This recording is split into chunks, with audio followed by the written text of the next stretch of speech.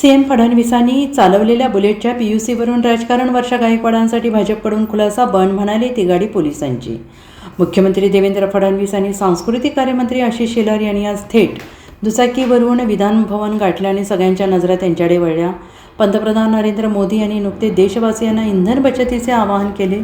त्याला प्रतिसाद म्हणून मुख्यमंत्र्यांनी हे पाऊल उचलले.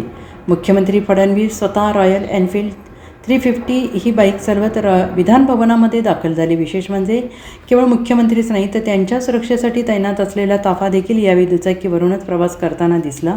मात्र मुख्यमंत्र्यांच्या रॉयल एंट्रीवरून आता राजकारण तापलेलं आहे. वर्षा गायकवाड यांनी संबंधित बुलेटची कागदपत्रे शेअर करत त्या दुचाकीची पीयूसी कालबाह्य झाल्याचं म्हटलंय. त्यावर आता भाजपच्या मुख्य प्रवक्त्यांनी स्पष्टीकरण दिलंय. मुख्यमंत्र्यांनी चालवलेल्या बुलेटची पीयूसी कालबाह्य झाल्याची बाब वर्षा गायकवाड यांनी निदर्शनास आणून दिल्यानंतर भाजपने पलटवार केला आहे.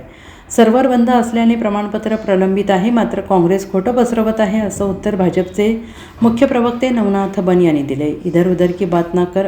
आधी पंतप्रधानांच्या आव्हानाला पाठिंबा देणार की नाही हे सांगा असा सवालही बन यांनी काँग्रेसला विचारला आहे. वर्षाताई, सदर वाहन हे पोलीस विभागाचं आहे. ते स्वतः मुख्यमंत्री महोदय चालवणार असल्याने पोलिसांनी योग्य खबरदारी आधीच घेतली होती. काल त्याची सर्व्हिसिंगसुद्धा झाली आहे. वाहन प्रणालीवर 9 ते 18 मेपर्यंत कामकाज बंद असल्याने त्यांनी हे वाहन पर्यावरणीयदृष्ट्या सक्षम असल्याचे प्रमाणपत्रसुद्धा आधीच घेतले होते. जनतेच्या मनातून उतरलेली काँग्रेस आता कागदपत्रांमधील तांत्रिक बाबींवरून स्वस्त प्रसिद्धी मिळवण्याचा प्रयत्न करते आहे असं म्हणत नवनाथ बन यांनी बुलेटच्या पीयूसीबाबत खुलासा केला आहे.